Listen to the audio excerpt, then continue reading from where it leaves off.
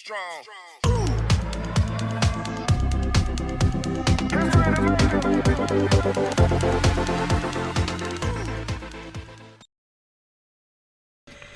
Ok, deci asta este rampa de injectoare, varianta veche, este o rampă de injectoare Valtec cu bobine la 3 ohmi și 12 V. Iar asta este rampa de injectoare nouă. Acum o să trecem la partea de calibrare, care se face folosind acest cablu care se conectează în mufa aferentă calculatorului. În primul rând, după conectarea cablului de diagnoză la conectorul de la acești TAC 200 și în portul USB de la laptop, trebuie să avem motorul încălzit. Deci trebuie încălzit motorul la temperatura lui de funcționare. Avem nevoie de asta pentru a efectua o calibrare corectă. Ok, am conectat cablul de date la calculator. Putem vedea interfața, cum arată. Aici, în partea stângă sus, cu albastru, putem vedea injectoarele pe benzină, cum sunt denumite.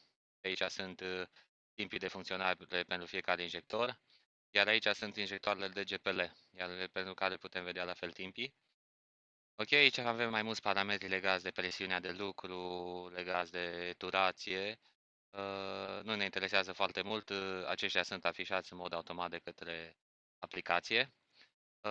Aici, în partea dreaptă, putem vedea graficul cu multiplicatorul. Ce face acest multiplicator? Ne ajută să ajustăm partea de GPL, adică linia asta verde. Ce trebuie să facem?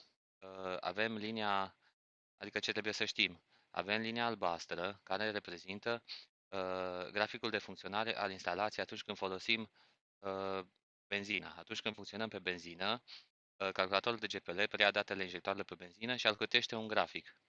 Iar pe linia verde avem parametrii de funcționare a instalației atunci când folosim GPL-ul, adică gazul.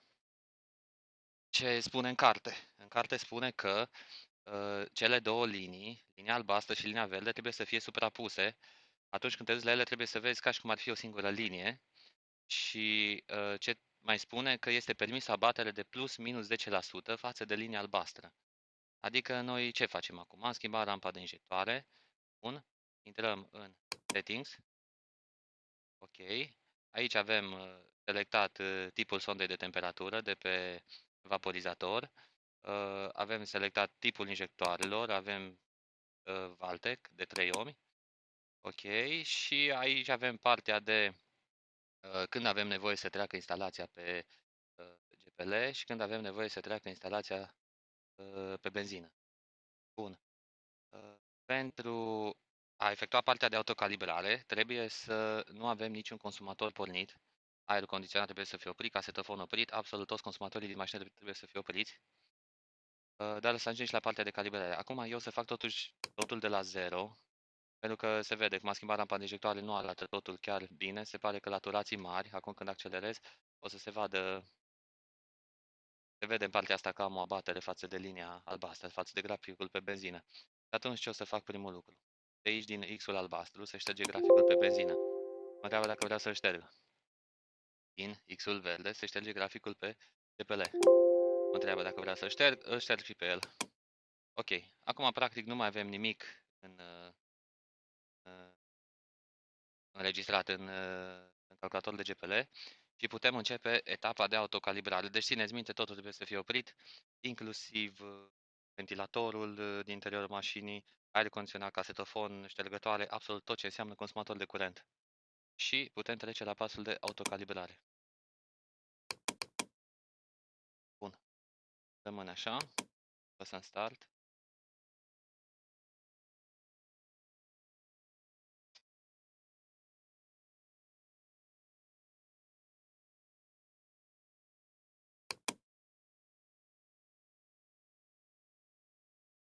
Acum ce a făcut, a decuplat instalația de GPL, practic instalația de GPL se vede aici că calculatorul de GPL a oprit alimentarea cu gaz a injectoarelor și a trecut automat la benzină. Acum, practic, mașina funcționează pe benzină și efectuează procesul de autocalibrare.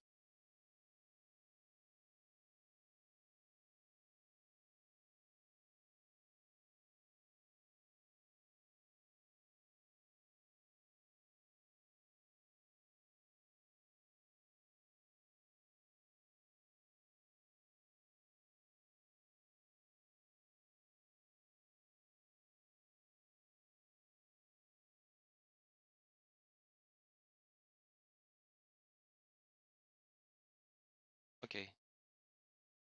Acum, după ce ne-a creat un nou multiplicator, by default, cum ar veni, un multiplicator adaptat uh,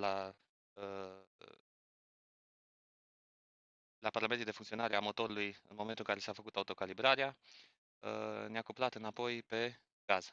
Se vede clar că a trecut înapoi pe gaz. Deci am terminat cu funcționarea pe benzină din acest moment. Autocalibrarea este făcută și putem trece la pasul 2. Pasul 2 este decuplarea instalației de gaz. Acum mașina funcționează doar pe benzină. Începem achiziționarea hărții pe benzină, adică linia albastră. Trebuie să avem aici o linie albastră, se formează o linie albastră, în jurul căreia să avem cât mai multe puncte. Punctele reprezintă regimuri de funcționare diferite în uh,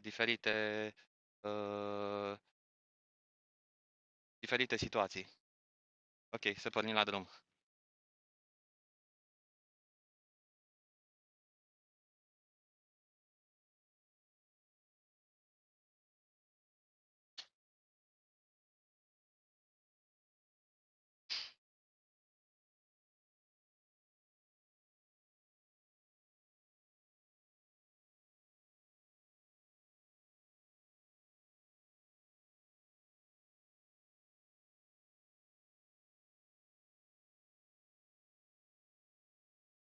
Se vede cum linia albastră începe să se formeze și în jurul ei încep să apară tot mai multe puncte. Deci, cum spuneam, aceste puncte reprezintă regimuri de funcționare diferite ale motorului, diferite regimuri de turație și regimuri de sarcină. Totul este automat, nu trebuie să faceți nimic, doar să mergeți pe benzină și să mergeți într-un ritm cât mai normal, cât mai apropiat de stilul fiecăruia de conducere. Nu trebuie nimic exagerat, nu trebuie forțat în niciun fel, trebuie mers normal, așa cum mergeți zi de zi, în regimul de funcționare normal.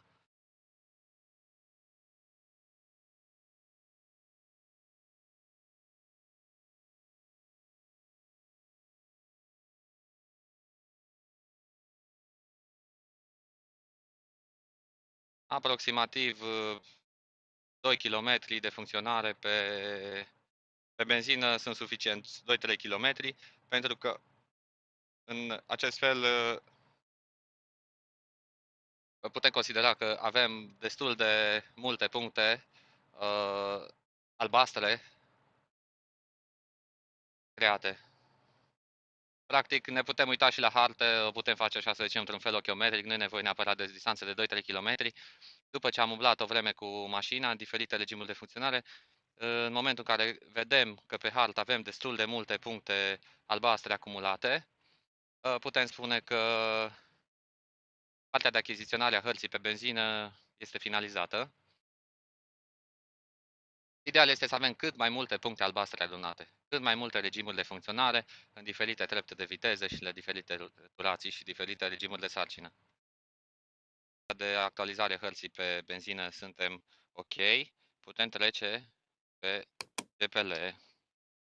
Ok, am pornit GPL-ul, am pornit instalația de GPL, acum o să înceapă să se formeze graficul pentru GPL, adică trebuie să apară o linie verde, în jurul căreia trebuie să avem din nou iarăși la fel de multe punctulețe verzi adunate, care, după cum spuneam, reprezintă regimuri diferite de funcționare a motorului la diferite turații. Și linia verde trebuie să fie suprapusă peste linia albastră, adică atunci când te uiți, trebuie să ai impresia că există o singură linie. Să vedem dacă vor reuși și noi acest lucru. După cum se vede, este o diferență destul de mare între cele două linii. Graficul se formează și sunt abateri. Dar sunt abateri pentru că mie mi-a fost creat un grafic by default. Și pentru asta avem multiplicatorul. Deci această linie portocalie cu multe bulinuțe galbene pe ea.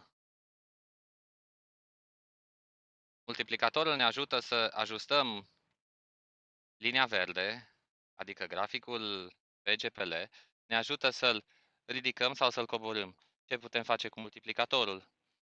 Ok, acum avem multiplicatorul by default, dar noi putem adăuga puncte. Cu click dreapta se poate adăuga câte un punct fiecare zona multiplicatorului.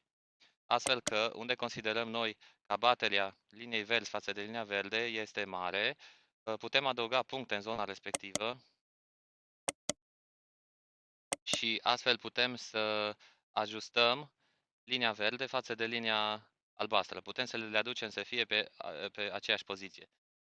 Cu click dreapta se adaugă bulinuțele și cu săgeată stânga și săgeată dreapta, bulinuțele se pot mișca stânga-dreapta. Ok, după cum putem vedea, graficul încă se formează, încă mai este nevoie să merg. La fel, aproximativ 2 km, 3 km sunt suficienți pentru a avea o hartă completă.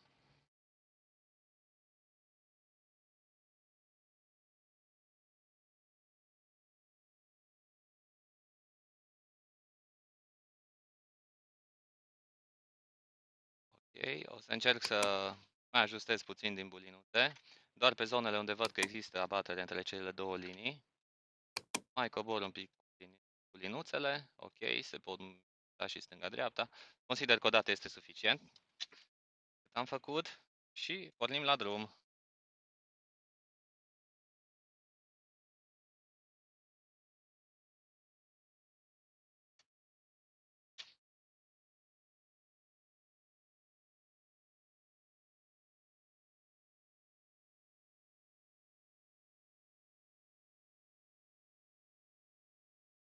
Dar până la urmă, astea fiind spuse, cred că s-a prins fiecare ce înseamnă calibrarea instalației de GPL. Nu este un lucru foarte complicat, cam ăștia sunt pașii care trebuie făcuți.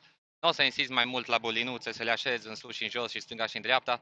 Ideea este să mergeți cu mașina până obțineți un grafic de care sunteți mulțumiți. Până vedeți că cele două linii sunt suprapuse, practic, și nu mai sunt abateri între ele. Deci, cum spuneam, este permis abatere de plus minus 10%, dar ideal este să încercăm să fim cât mai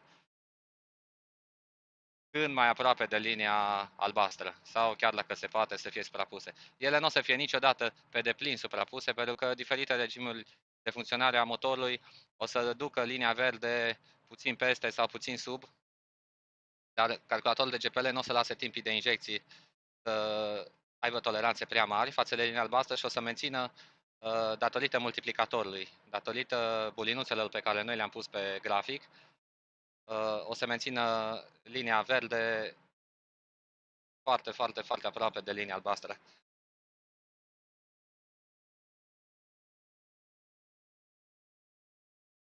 Ok, după teste, asta este varianta finală la care am ajuns. Așa arată multiplicatorul meu cu punctele adăugate. Și așa arată graficul meu pe benzină, adică linia albastră, și graficul verde care încearcă să vină cât mai mult aproape de linia albastră și să urmeze cultura, să respecte parametrii. Cam asta este. Poate să mai fac un tutorial și despre partea de RPM Correction. Practic, de aici putem regla turația motorului, mai ales la ralenti, dacă considerăm că turația este prea mare, de aici se poate scădea turația, dar asta eventual în altă. Mulțumesc mult pentru atenție și vă doresc spor la calibrat instalația de GPL. Sper că v-am fost de ajutor.